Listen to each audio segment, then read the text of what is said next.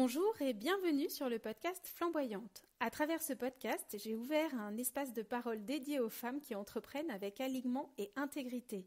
Je choisis des entrepreneurs qui, à mes yeux, sont remarquables. Leurs entreprises ne sont pas cotées au CAC 40, elles ne passent pas à la télé, elles font le job parfois dans l'ombre. Pourtant, qu'est-ce qu'elles développent, inspirent et incarnent ?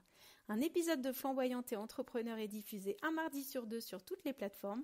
Partagé en mode thérapie entrepreneuriale, j'espère que ces parcours nourriront le vôtre autant qu'ils nourrissent le mien. Je suis Sabine Reynard, révélatrice de marque et d'être. J'accompagne les chefs d'entreprise à aligner ce qu'ils font à qui ils sont et non l'inverse. Je traduis en mots, en images, en vibrations, leur positionnement, leur univers de marque et tout simplement la mission qu'ils développent avec le cœur au quotidien. J'espère que cet épisode vous plaira. À bientôt! Vous êtes à un moment phare de votre carrière. Nouvelle stratégie, c'est une question de vie ou de mort. Ah oui, carrément. Le mot patronne, pour moi, c'est un mot très fort. Non, mais nous, les femmes, c'est pas pareil. Ah bon? Combien il te faut pour commencer? Et une fois qu'on est là, on est des patronnes et on s'entraide. Nous, chez Double sur la com, on était tous à fond. Et je pense que tout ça est aussi lié à mon syndrome de l'imposteur. Ouvrir une boîte, et pourquoi pas? Bonjour, bienvenue sur le podcast Flamboyante et Entrepreneuse. Un nouveau billet d'humeur partagé ce jour. Ce billet d'humeur s'appelle « Assumez vraiment votre originalité ». Il a été écrit par moi et moi-même, sans intelligence artificielle, et j'y vais. Quand on est original, on le sait. Je veux dire, quand on est atypique, hors cadre, hors case, on le sent. Il est impossible de construire et de présenter son entreprise comme tout le monde quand on est original, au même titre qu'il est dangereux de suivre des chemins tout tracés et d'être guidé par des personnes qui n'osent pas l'originalité.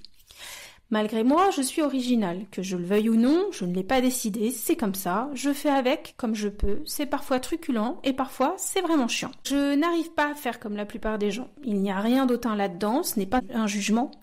C'est juste que les voix proposées par le plus grand nombre ne me parlent pas. Elles ne me conviennent pas, elles ne vibrent pas avec moi.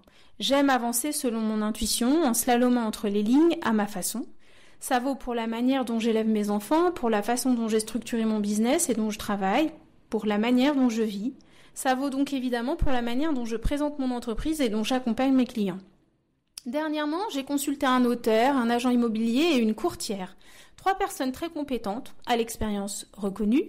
Les 3 m'ont dit que je me fourvoyais, que je devais suivre les étapes que tout le monde suit, à savoir acheter une résidence principale, puis investir dans un bien locatif après.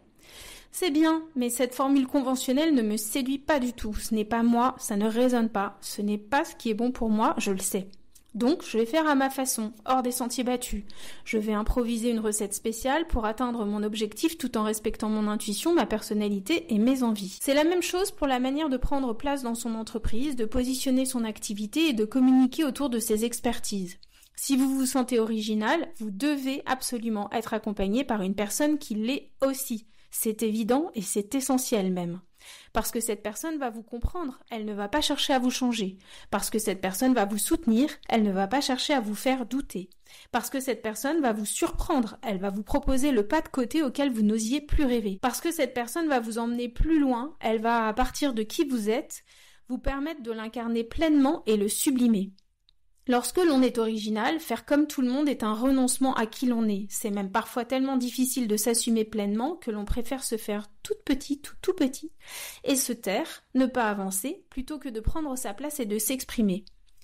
Mais ça met dans un profond désarroi, celui de ne pas être soi. Sur le long terme, c'est dévastateur, croyez-moi. C'est pour cela que mon seul souhait pour vous aujourd'hui, c'est que vous osiez votre originalité et que vous ayez le culot ou le talent de faire les choses comme vous les sentez. Et ressentez.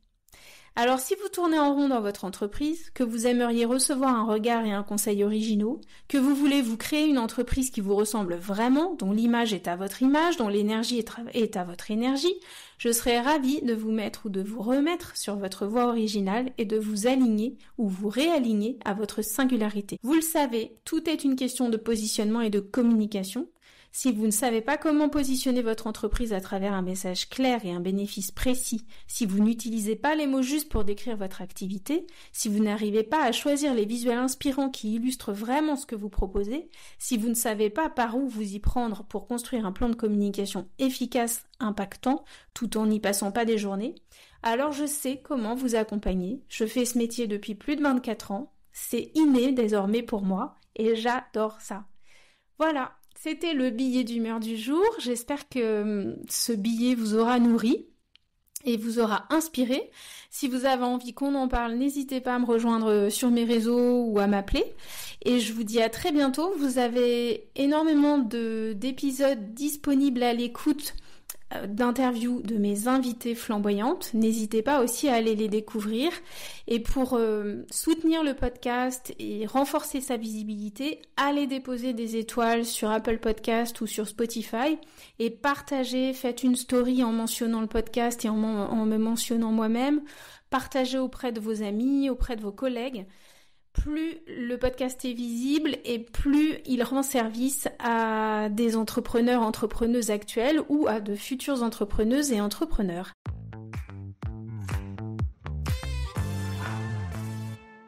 J'espère sincèrement que cet épisode vous aura inspiré et nourri. Si vous avez aimé cet épisode, je vous remercie de soutenir Flamboyante et Entrepreneur en vous abonnant, en allant déposer des étoiles et un commentaire sur Spotify, Podcastix ou Apple Podcast, en partageant l'épisode sur vos réseaux ou encore en invitant votre entourage à l'écouter. Si vous souhaitez me joindre, si vous voulez découvrir mon approche ou encore lire mes 3 livres publiés aux éditions Marie-Claire, retrouvez-moi à sabinerenard.com.